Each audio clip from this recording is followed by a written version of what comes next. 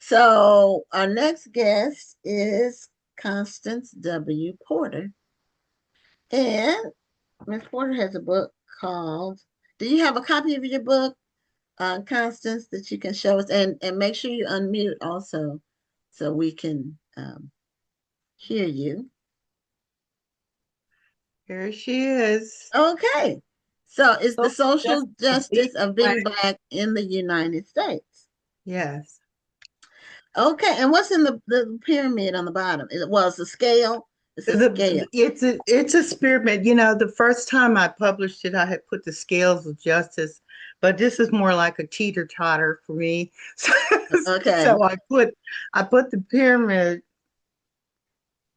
and it says 7 centuries of Black history with commentary. Okay, and I Okay.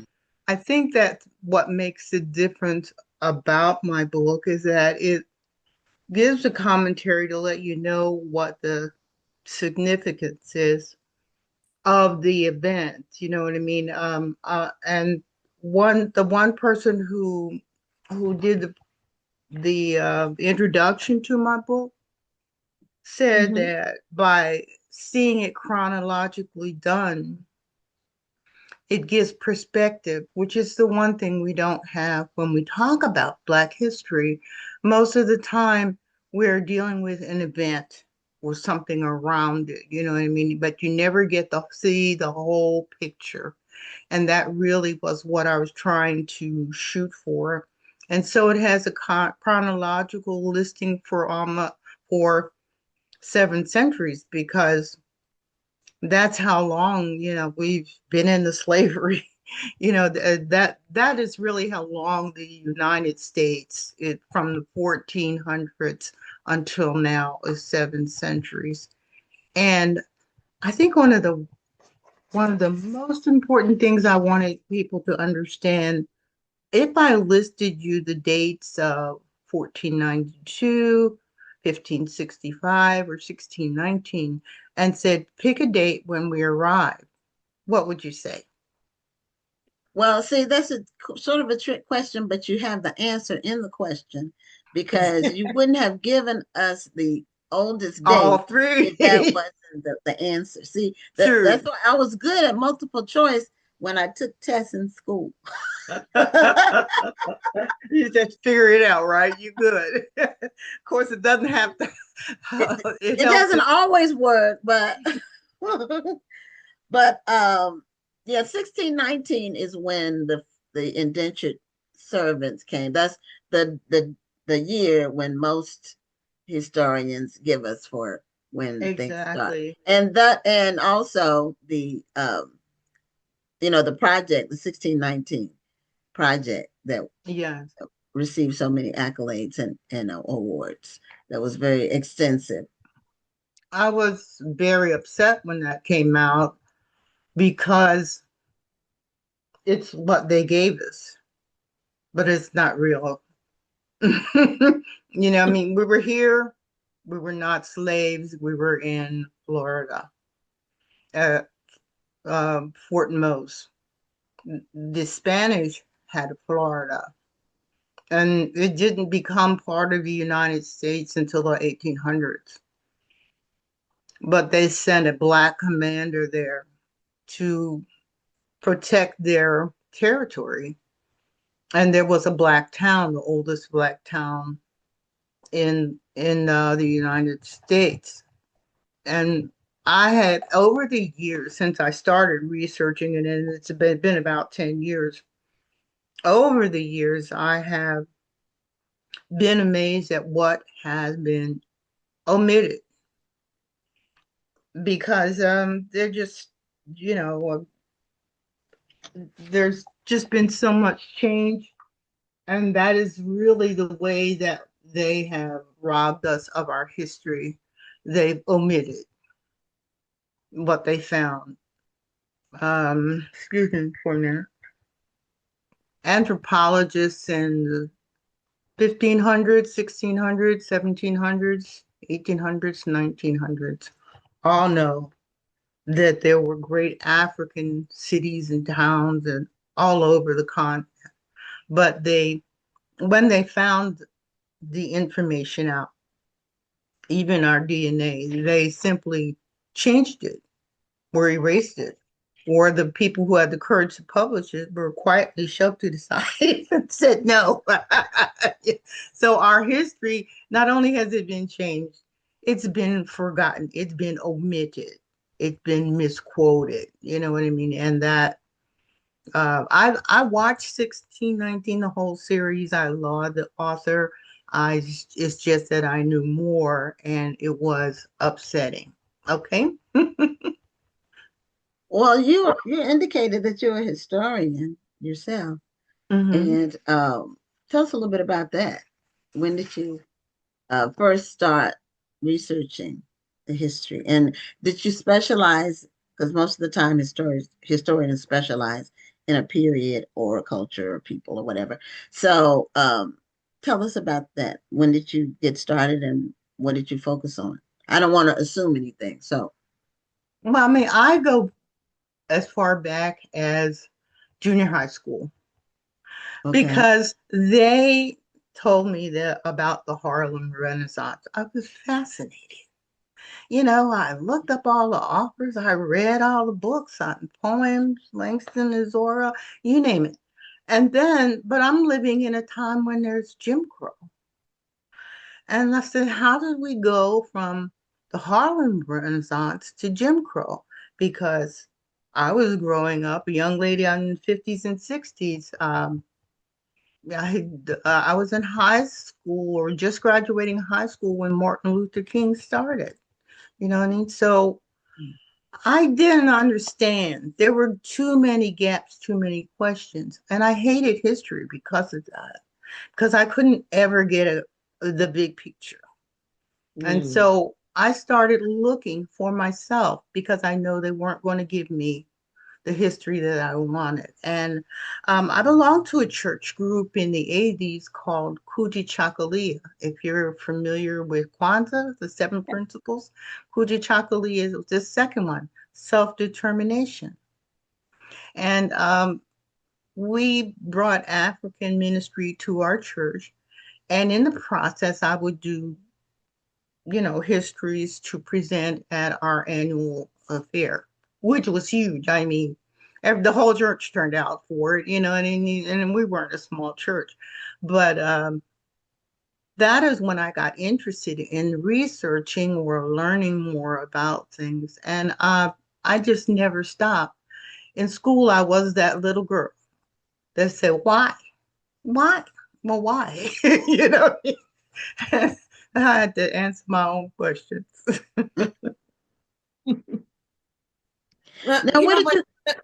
And I was just going to say the fact that you asked why is really what fed into you becoming a historian. Because had you not asked why, it would not have fed your thirst for wanting to learn.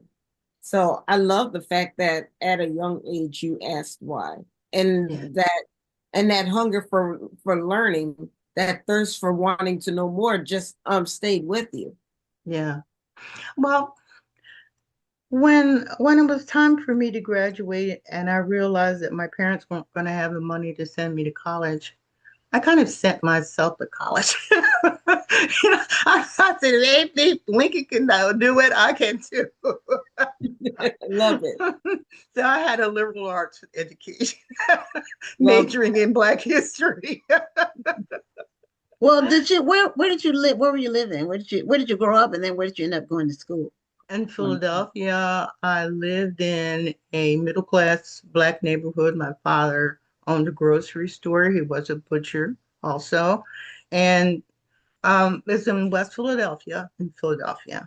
You know Mm-hmm. what I mean? And I I I was maybe over 10 before I understood what segregation was. We had our own world and we enjoyed, our life.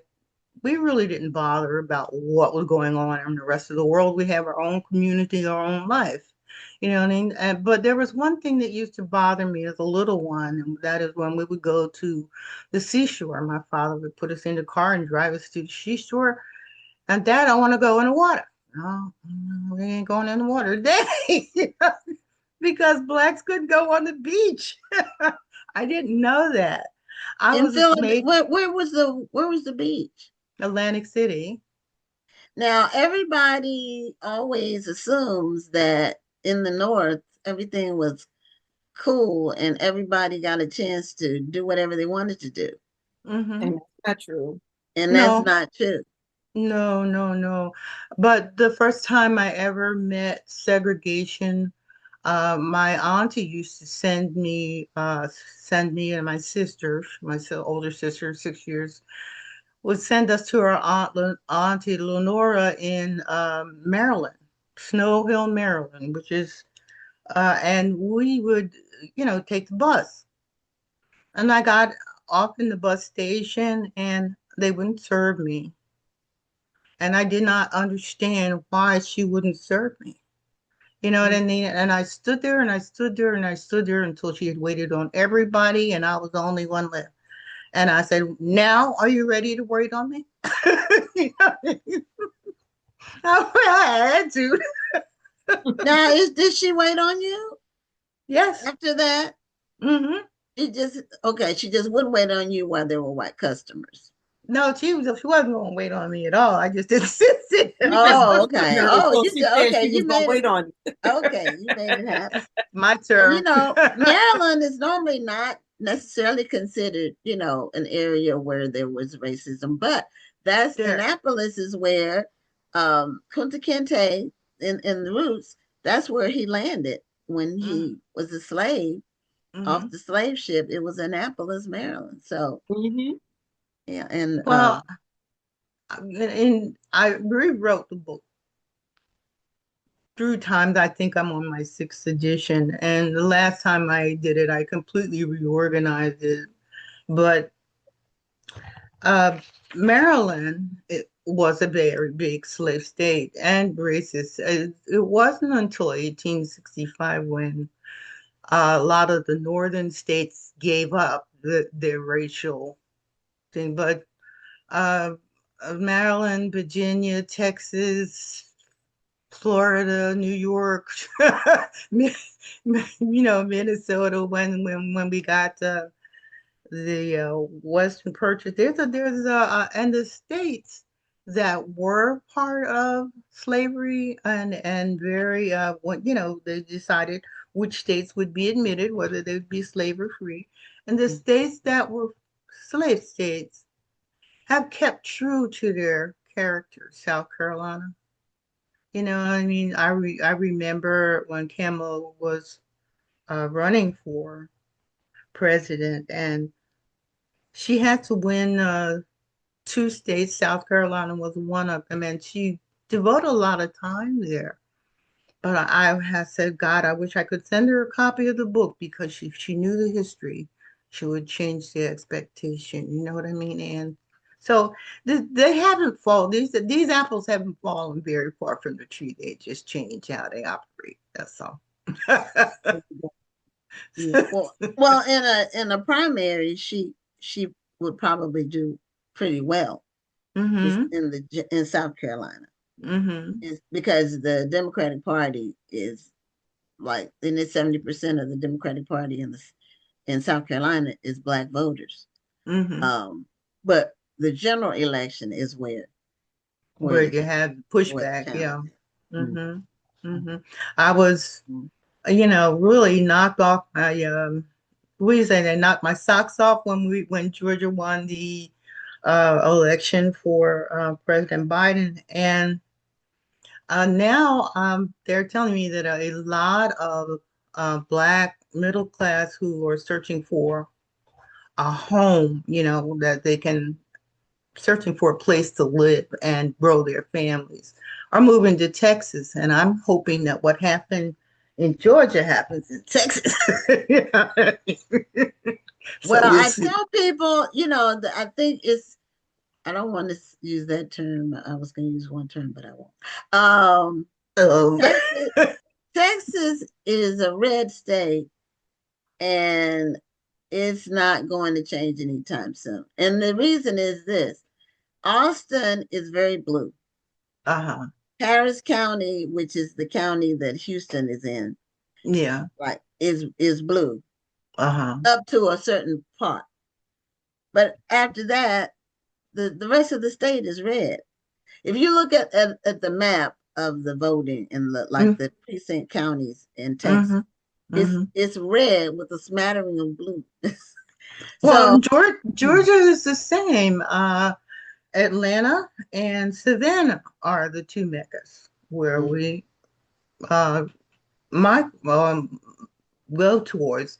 And mm, those two, they really did try to do everything they could to minimize um, the voting capabilities of those populations. But something strange happened. Even though they had shut down all the polling places, they opened up a sports arena and people voted like they were crazy. And that's what got them over the right. hump. Mm, You know what I mean? But mm. it's that's amazing. I'm writing a new book. I actually Okay, I have two. I okay. have two books. One is Now the is this social. second book historical as well?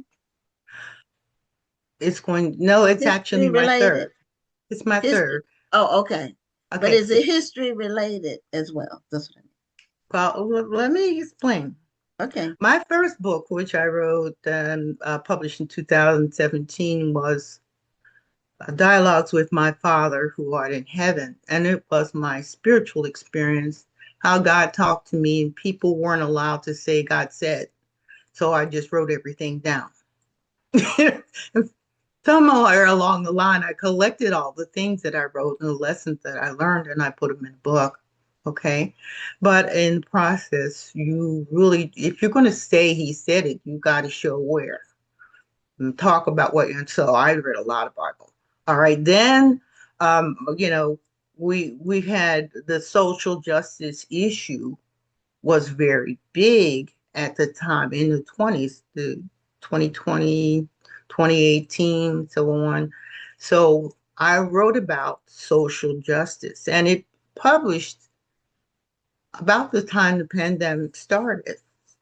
So nothing happened for a couple of years, and then I was on your show in 2022, which was was a real experience. But that's all.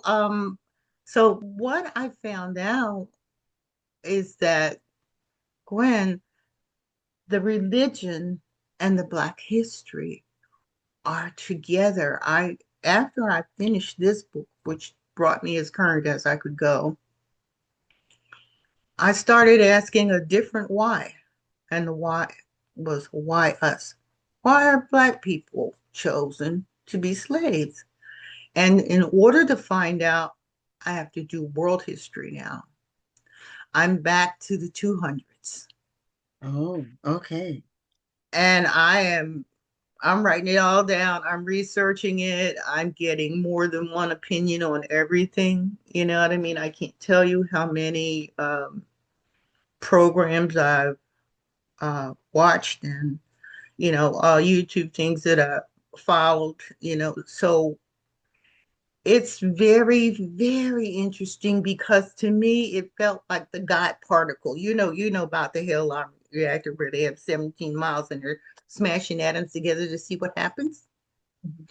And this is where Black history and religion come together. They smashed together, and I said, oh my gosh. And I cannot believe what happened in the world between 200 and let's say 1400s.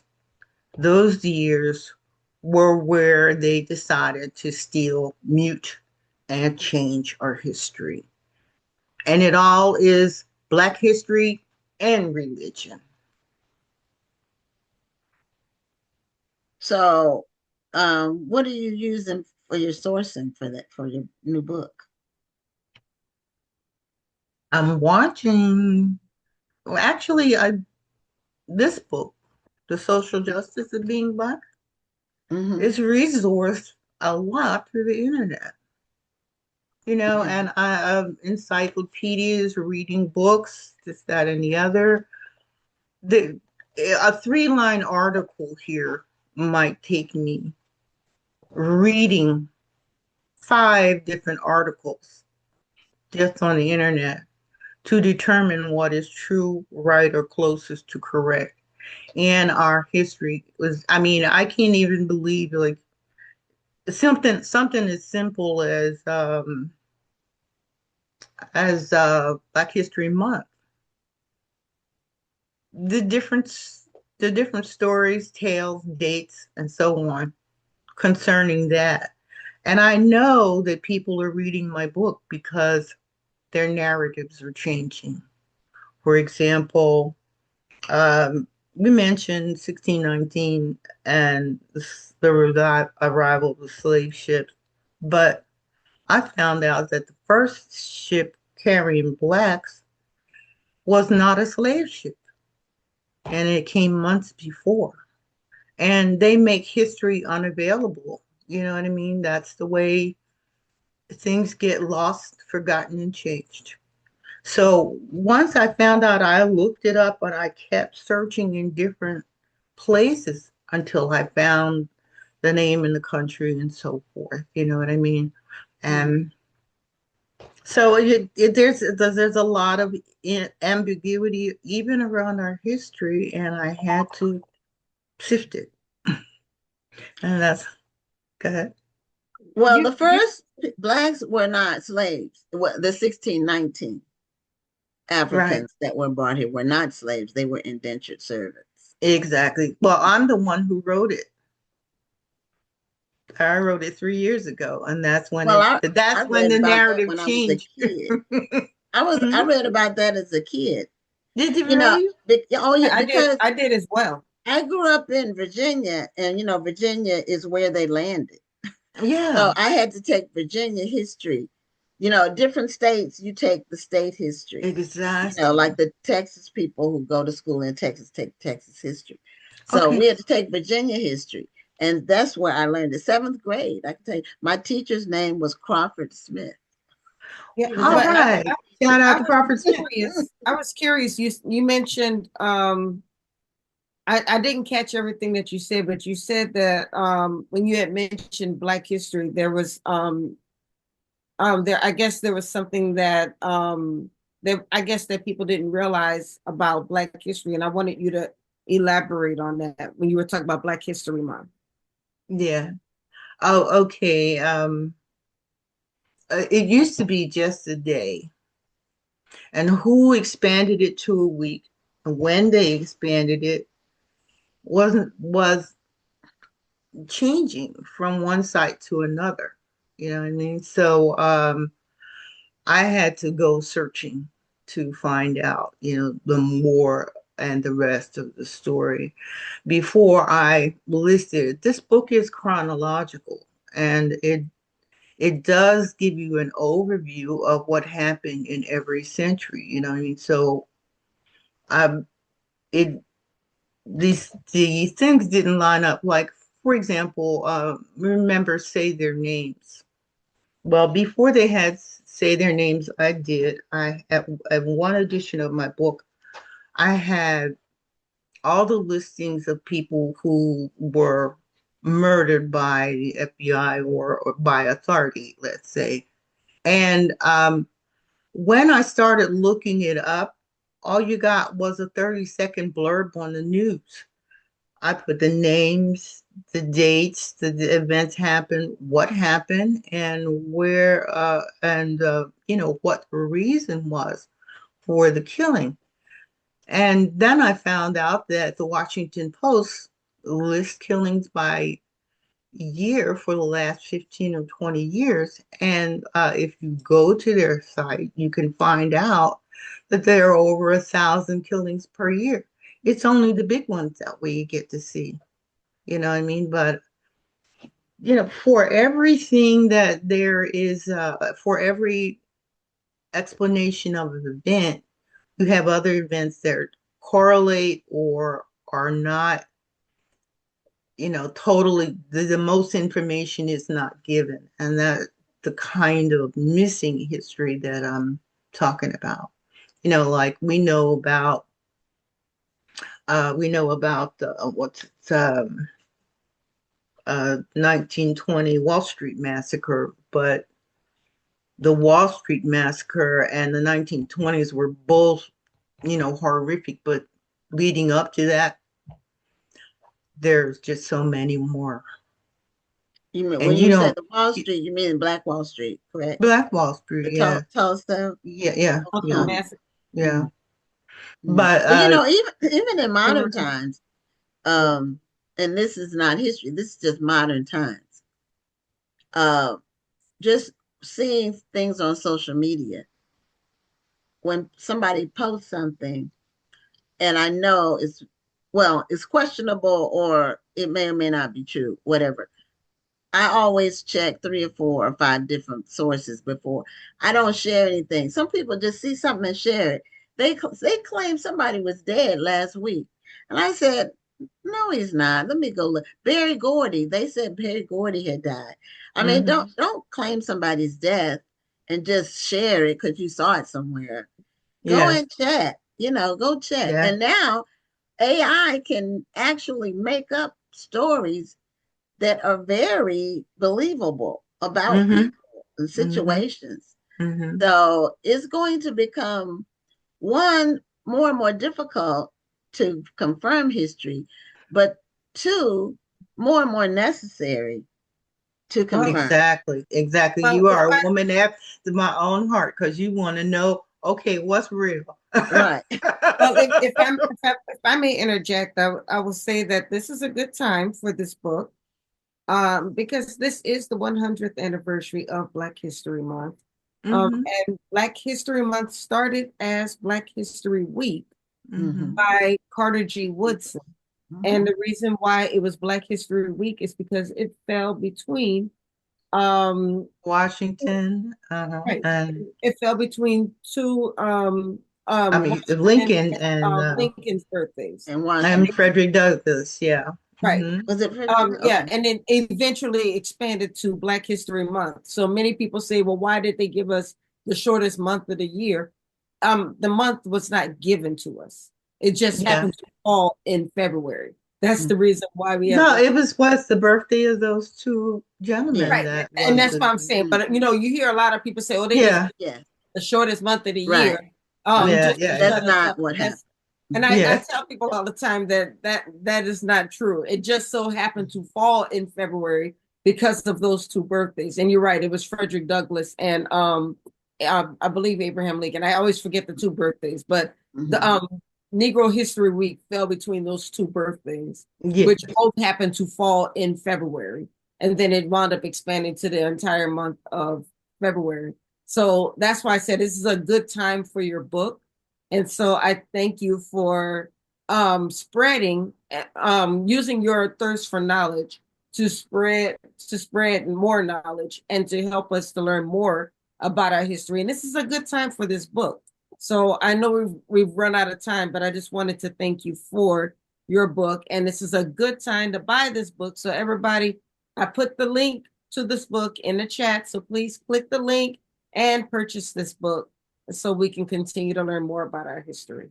Thank you so much, Gwen and Dr. Rhoda. I appreciate being with you, and I hope we get the word out. All right. Have a good Okay. one. All right. Thank you so much. Have a great night. You too. Bye bye. Bye bye. Thank you.